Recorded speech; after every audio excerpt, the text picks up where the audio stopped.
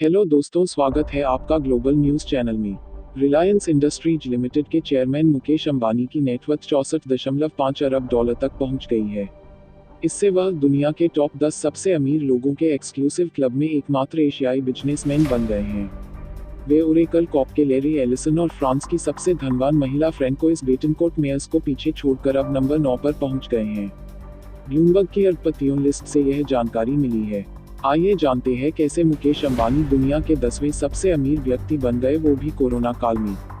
जियो में निवेश से फायदा हुआ अंबानी को। रिलायंस में 42% से ज्यादा हिस्से के मालिक अंबानी को कंपनी की डिजिटल यूनिट जियो प्लेटफॉर्म्स लिमिटेड में निवेश किया एक बार से फायदा हुआ है। रिलायंस ने मार्च 2021 के लक्ष्य से पहले इसे कर्ज फ्री कर दिया है। इसी दौरान रिलायंस इंडस्ट्रीज का शेयर भी मार्च स्तर से 2 गुना बढ़ गया है। दूसरी ओर कई अन्य अरबपति कोरोना वायरस महामारी के प्रभाव से बुरी तरह प्रभावित हुए हैं। कोरोना की मंदी में अंबानी कैसे इतनी तेज तरक्की की।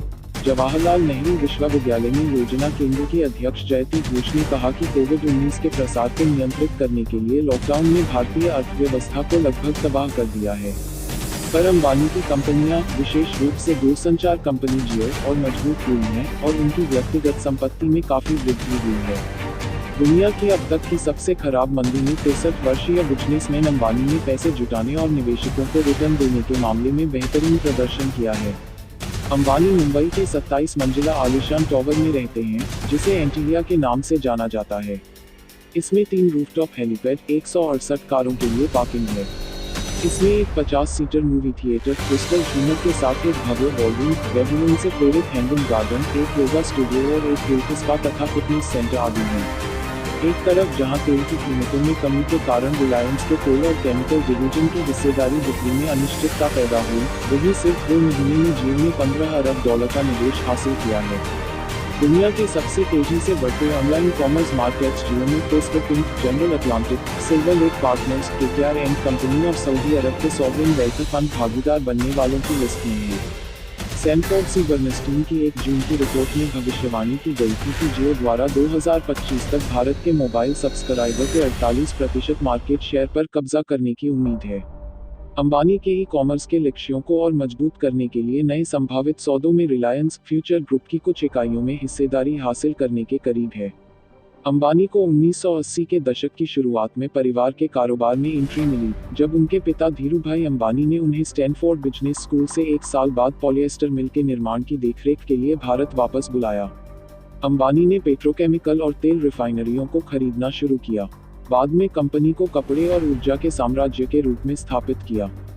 धीरूभाई की 2002 में बिना किसी वसीयत के एक स्ट्रोक से मृत्यु हो गई। इसके बाद यहीं से मुकेश और उनके भाई अनिल के बीच विवाद शुरू हो गया। मां कोकिलाबेन के बीच बचाव के बाद हुए एक समझौते में भाइयों ने पारिवारिक कारोबार को बांट लिया।